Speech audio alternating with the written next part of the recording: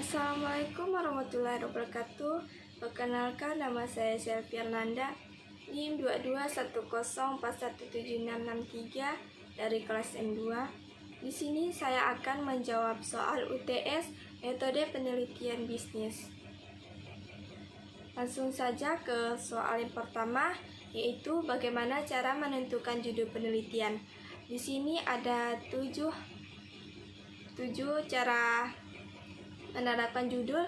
Yang pertama ada bidang keilmuan, kedua menentukan topik, yang ketiga menentukan tema, yang keempat menentukan fokus, yang kelima memperlanjutkan penelitian, yang keenam memilih metode dan pendapatan, yang ketujuh menegaskan judul penelitian. Lanjut ke soal yang kedua, bagaimana cara membuat latar belakang penelitian. Yang pertama ada tentukan tema atau masalah yang akan diangkat. Yang kedua, lakukan analisis literatur. Yang ketiga, sampaikan alasan penelitian Anda. Yang keempat, buat garis besar rencana penelitian. Yang kelima, berikan konteks dan latar belakang dari tema tertentu. Lanjut ke soal yang ketiga, bagaimana cara merumuskan masalah atau membuat rumusan masalah. Yang pertama ada identifikasi masalah yang akan diteliti. 2. Mempersempit topik yang akan diteliti. 3. Mengkaji rujukan yang berkaitan dengan topik yang akan diteliti. 4. Menyetatkan rumus masalah dalam kalimat pertanyaan. Baik, lanjut ke nomor 4. Bagaimana cara membuat tujuan penelitian. Yang pertama ada menggunakan kata-kata seperti tujuan, maksud atau tujuan untuk mengidentifikasi tujuan penelitian yang ditulis. Yang kedua ada faktor pada suatu fenomena utama, konsep atau ide. Yang ketiga menggunakan kata kerja tindakan untuk mempelajar menunjukkan bahwa penelitian sedang melalui proses pembelajaran.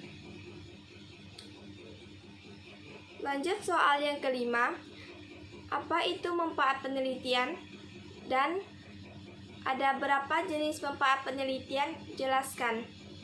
Manfaat penelitian adalah bagaimana suatu penelitian bisa manfaat dalam bidang keilmuan, masyarakat luas ataupun kelompok tertentu.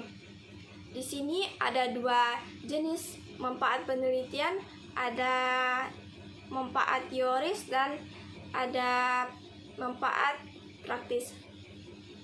Manfaat teoris adalah manfaat yang berhubungan dengan mengembangkan ilmu linguistik. Jadi, dari hasil penelitian tersebut diharapkan dapat menggunakan dalam bidang keilmuan dan akademis di masa depan. Lanjut ke manfaat kritis, merupakan manfaat yang bisa diambil dari penelitian tersebut oleh penelitian itu sendiri.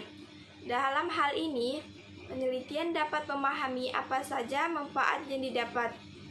Lalu, bagaimana memecah masalah tersebut secara praktis lewat penelitian yang telah dilakukan. Lanjut soal yang keenam, bagaimana cara menentukan bab 2 tinjauan pustaka. Di sini ada 5 bagian. Yang pertama ada mengidentifikasi kata cara yang pencarian literatur. Yang kedua, menentukan literatur tentang suatu topik dengan berkomunikasi dengan beberapa jenis bahan dan basis data, termasuk yang tersedia di perpustakaan akademik maupun di internet. Yang ketiga ada mengevaluasi secara kritis dan memilih literatur untuk diinterview. Yang keempat, atur literatur yang telah dipilih dengan mengaplikasi atau mencatat literatur dan mengembangkan diagram visualnya.